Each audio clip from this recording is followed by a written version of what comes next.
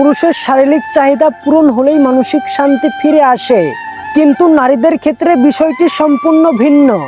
একজন নারী মানসিক শান্তি পেলে তবেই শারীরিক চাহিদার কথা ভাবে। নারী ও পুরুষের এই চাহিদার ভিন্নতার কারণেই তাদের সম্পর্ক আরও জটিল এবং গভীর। পুরুষের সমস্ত ডিপ্রেশন এবং ক্লান্তি দূর হয় সঙ্গীর সঙ্গে শারীরিক সংযোগে।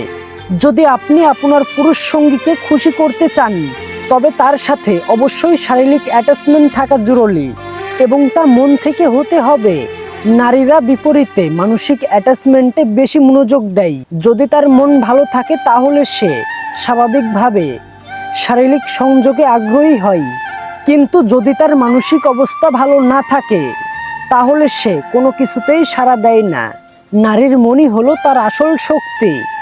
একজন নারী চাইলে একজন পুরুষের জীবনকে নতুন করে সাজাতে পারে, আবার সে নারী চাইলে একজন পুরুষকে পুরোপুরি নষ্ট করে দিতে পারে। একজন নারী চাইলেই একজন পুরুষকে সম্মানের সর্বোচ্চ শিখরে পৌঁছে দিতে পারে, আবার চাইলে তাকে অসম্মানের তলানিতে নামিয়ে আনতে পারে। নারী চাইলে একজন পুরুষকে আর্থিকভাবে স্বাবলম্বী করতে পারে, আবার চাইলে তাকে নিঃস্ব করে দিতে পারে। নারী চাইলে একটি সুন্দর পরিবার এবং সুখী সংসার গড়ে তুলতে পারে, আবার চাইলে সেই সংসারকে ধ্বংস করে দিতে পারে। নারী চাইলে একজন পুরুষকে পরিবার, সমাজ এবং নিজের প্রতি আবদ্ধ রাখতে পারে, আবার চাইলে সেই পুরুষকে একা করে পরিবারহীন করে ছুঁড়ে ফেলে দিতে পারে। নারী তার শিক্ষা, শক্তি, মায়া, ভালোবাসা এবং মমতার মাধ্যমে পুরো পৃথিবীকে বদলে দেওয়ার ক্ষমতা রাখে। নারী চাইলে একজন পুরুষকে শত খারাপ অভ্যাস থেকে মুক্ত করে ভালো মানুষে পরিণত করতে পারে, আবার ভালো মানুষকে নষ্ট করতেও সক্ষম। নারী, তোমার প্রতি আমার অগাধ বিশ্বাস।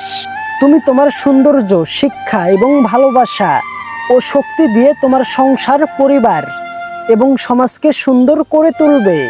তোমার প্রেম হোক তোমার সংসার, তোমার ভালোবাসা হোক তোমার স্বামী, আর তোমার মায়ার বাঁধন হোক তোমার সন্তান।